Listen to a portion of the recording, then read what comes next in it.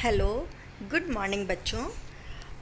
आज हम 90 डिग्री के एंगल को बनाएंगे और उसके बाद में उसी के बराबर दो भागों में हम डिवाइड भी करेंगे।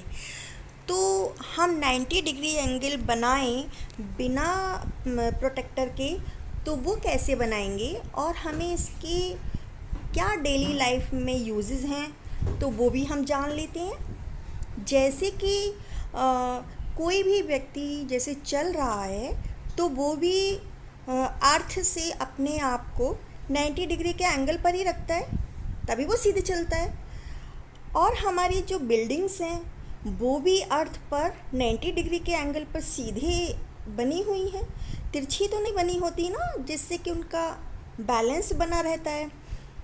और ब्रिज वगैरह जो होते हैं वो भले ही वक्र तरीके से हमें दिखाई देते हैं, वक्र रेखा में दिखाई देते हैं, लेकिन उनके जो पिलर होते हैं वो हमेशा ज़मीन से 90 डिग्री के एंगल पर ही होते हैं और कभी भी तिरछे नहीं होते हैं, नहीं तो पुल हमारा डैमेज हो सकता है।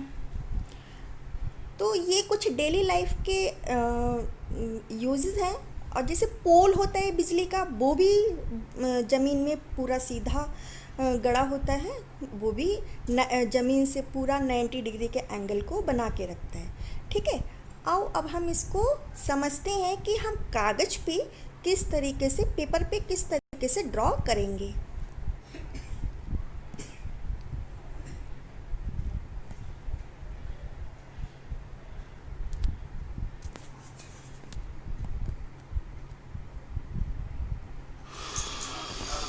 हमको इसको बनाने के लिए एक प्रकार चाहिए, चांदा भी चाहिए और स्केल भी चाहिए। चांदा हम सिर्फ उसको नापने के लिए प्रयोग करेंगे।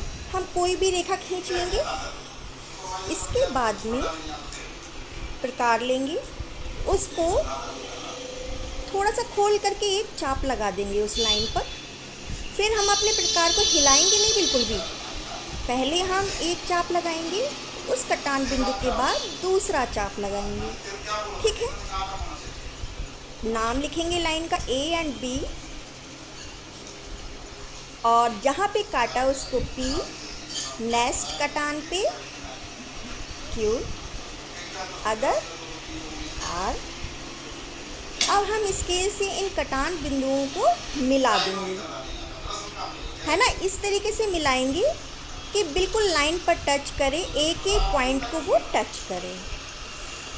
हिलाएंगे नहीं तो हमारा एंगल गड़बड़ा जाएगा। अब हम प्रोटेक्टर से चेक कर रहे हैं कि मेरा ये 60 डिग्री का एंगल बन गया। नेक्स्ट एंगल मेरा 120 का, आप देखें काउंट करेंगे ऐसे करके तो 120 पे जाके बनाए। ठीक है, 120 पे बनाए। अब प्रकार को थोड़ा सा खोल लेंगे। अब हमें इन दो बिंदुओं पे काम करना है, क्योंकि हमें 60 डिग्री तो मिल चुका है। अब हमें 90 लेने के लिए 30 और चाहिए। फिर हम दो बिंदु जो हमें मिल गए थे P, R और Q, वहाँ से चाप बारी बारी से लगाएंगे और दोनों कटान बिंदुओं को फिर से काट देंगे। अब हम इन दोनों बिंदुओं को मिलाएंगे और हम देखते हैं कि हमें एक सीधी रेखा मिल जाती है। अब हम दोबारा से अपने प्रोटेक्टर से नापेंगे, तो देखो बच्चों ठीक से 90 डिग्री बन चुका है। हमने प्रोटेक्टर से नहीं बनाया, सिर्फ प्रकार और स्केल की हेल्प से बनाया है ना। पहला तो मेरा 60 डिग्री का था, और जब टोटल R लेकर के हमने बनाया तो ये 120 का रहा। फिर हमने 120 वाला भी मेरा 60 रहा, 60 को मैंने हाफ कर दिया तो वहाँ से मुझे 30 मिल गया। इसलिए एक पूरा 60 है और एक 30 है, तो मेरे को ये 90 डिग्री का एंगल मिल गया। समझ में आया बच्चों?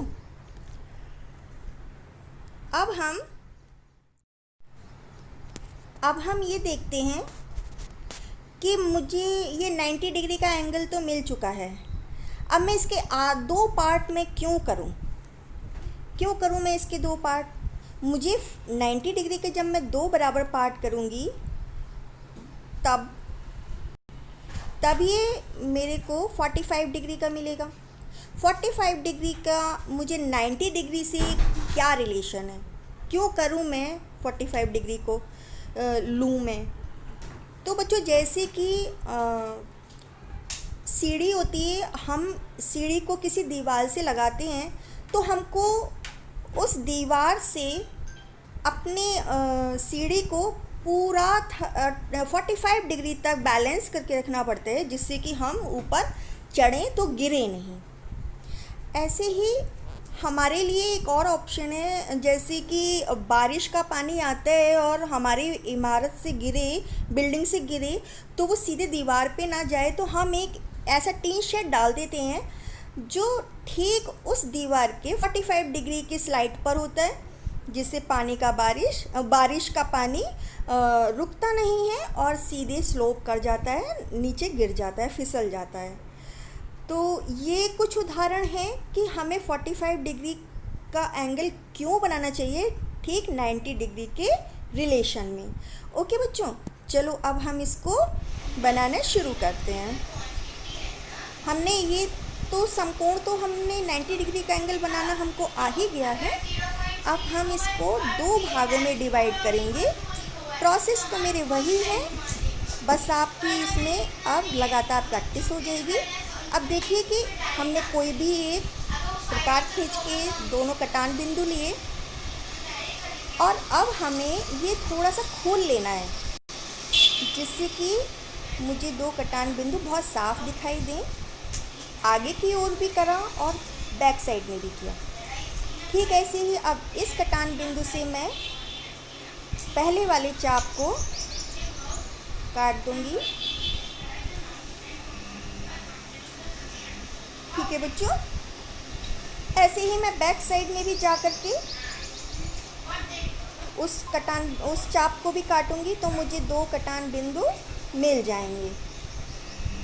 अब स्केल से इन दोनों बिंदुओं को मैं कोने से मिलाती हुई जाऊंगी और एक लाइन खींच दूंगी। ये भी बच्चों चेक करना है कि क्या वो दो कटान बिंदु की रेखाएं जब मैं करती हूँ तो मेरे कॉर्नर से होकर जाती हैं या नहीं। अब देखो बेटा, ये पूरा 45 डिग्री का एंगल बन गया। इधर से नापा तो भी नेक्स्ट मेरा 45 डिग्री एंगल बन गया। इससे पता चलता है बच्चों कि हम 45 डिग्री एंगल को कहाँ यूज कर सकते हैं और हमारे लिए ये कितना उपयोगी है, कितना इम्पॉर्टेंट है ये। ओके बच्चों, हमें इसकी ज़रूरत पड़ती ही रहेगी। ओके।